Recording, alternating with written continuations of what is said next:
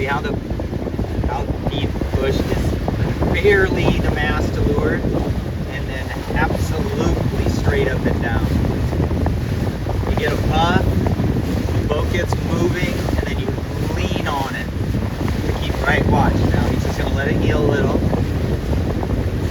and he's gonna go absolutely flat, main really tight, and just carry the momentum. See how the mast is straight up and down. Look at that mast. That's creating a little too much weather helm.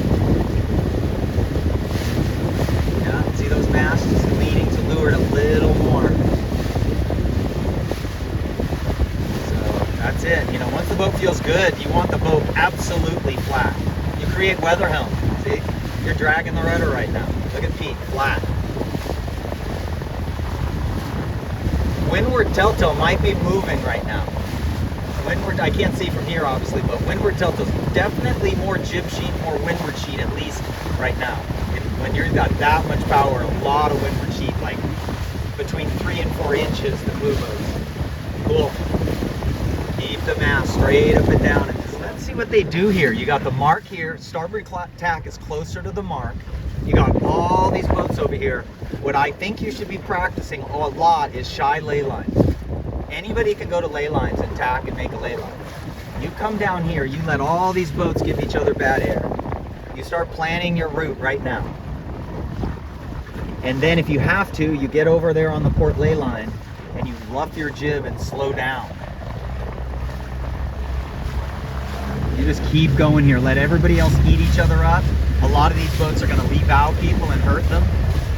So this is a little scary, but I'm really impressed we're going for it here. So now you tack. If you've got a bad lane, you let the jib out and you slow down and you wait for a gap. Let's see what he does. Let's see what he does. He should just luff the jib a little right now. Slow down so you don't want to go downwind here. And then you trim it back in. Head up. Good job, dude. Nice. Nice. Uh-oh.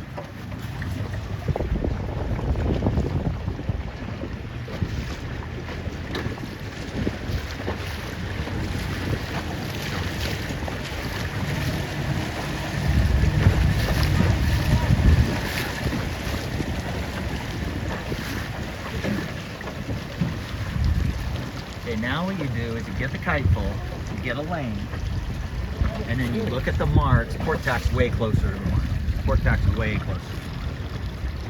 So what you do now is you sail slightly fast on port tack. And if the wind shifts from the Silver Strand housing over there, you want to be to the left of the marks.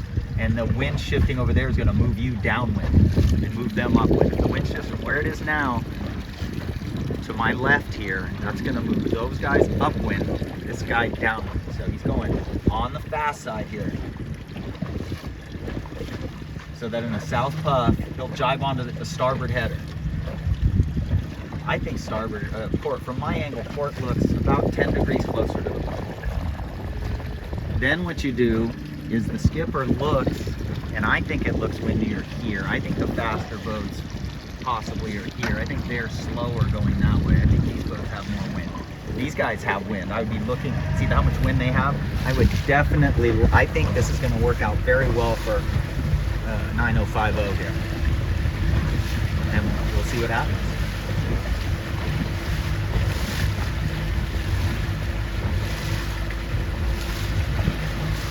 Now what the skipper does is looks all the way over there and just makes sure that those boats aren't going to get some big puff or something.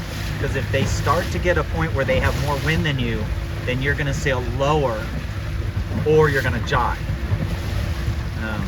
You wouldn't jibe if you felt like there was a big hole in the middle here, but you do have to watch for fast boats, and you have to look back here. I still, from my angle, I still think it looks windier right here. So all I'm doing is staying as low as I can without getting in the bad air of 7787.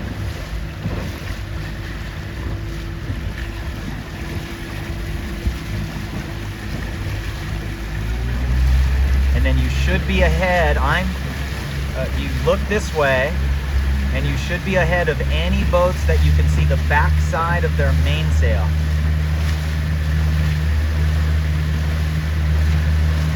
Now, considering that those boats over there didn't jibe, I'm not sure port tack's closer to the mark. I mean, they're really good sailors. If port tack was closer to the mark by 10 or 12 degrees, they'd all be on port here. But yeah, White Spinnaker has his main all the way out and he's sailing flat. That's the way I'd be sailing. Flat. I can see the backs of the main. I'm gonna say 9050 is in 1, 2, 3, 4. Overlap for 4th or 5th. Let's see what happens down there. Let's see here. You can see the backs of the mains of 3rd, 4th, and 5th. He could be 4th here. I don't know. Anybody who you can see the back of their mainsail, you're ahead of. Anybody who it's hard to see, you're pretty close with. I'm gonna say he's gonna round.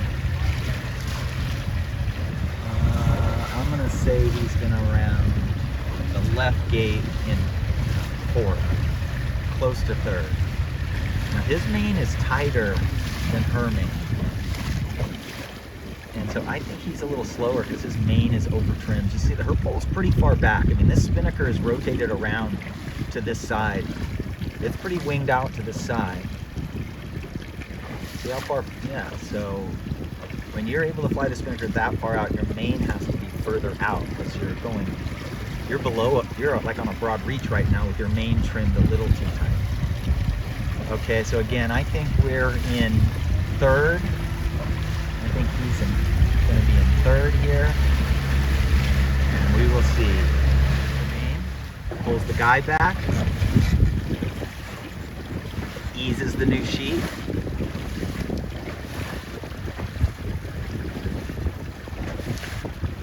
Okay, this is interesting.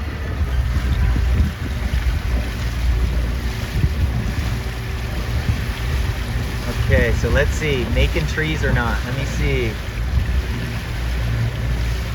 He's definitely making trees on the black and yellow kite, so he's better than 3rd. He is on a collision course with 1st, or I am at least. See how the land's not changing behind the white kite? I'm on a collision course with them. So he's gonna round the left gate at least tied for 1st. Yeah, he's definitely gonna be 1st.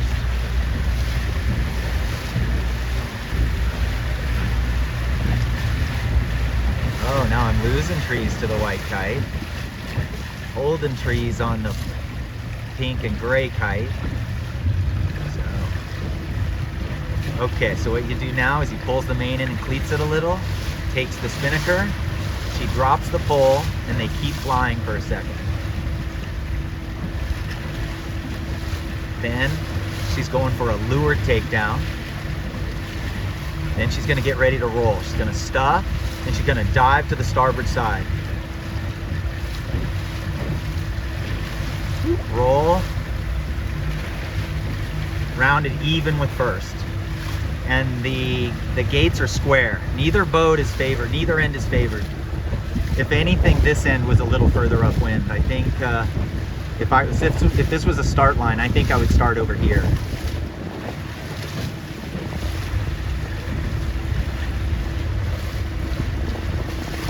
Cool, great racing.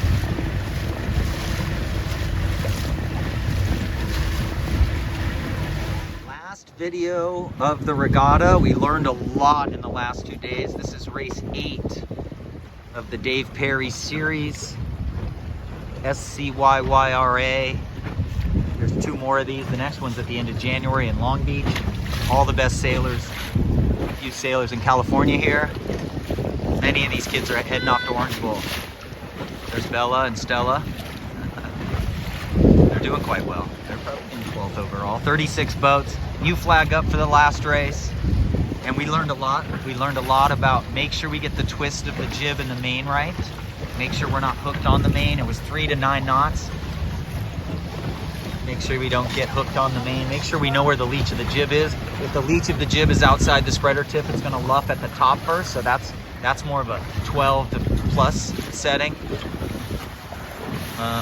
You got to have all your equipment together. Spinnaker pull pretty darn high. Looks like the wind is left here. Downwind, the best teams don't over trim their mains, and they seem to sail relatively flat, not a bunch of heel. So go back and watch the video. Make sure you start and stop it a lot. Look at the leeches of the sails. Watch how the leaders are tacking. Go back and watch a lot of the tacks. See how they tack in 3 to 9 knots and start mimicking it. Here we go. Last start, last video.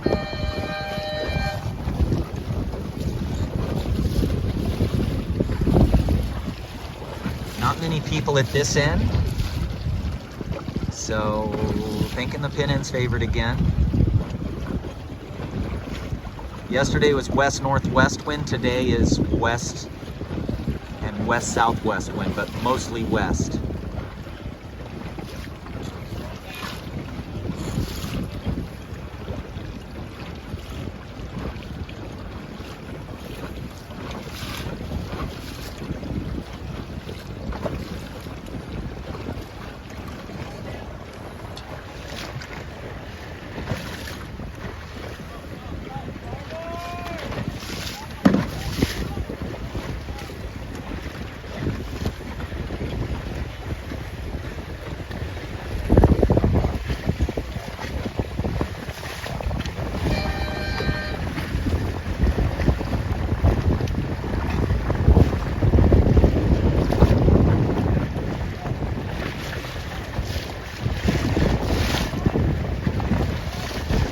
Tell again the pin's favored because Pete's going to cross these boats by 13, 14 boat lengths. So you got to be really careful to check starting lines.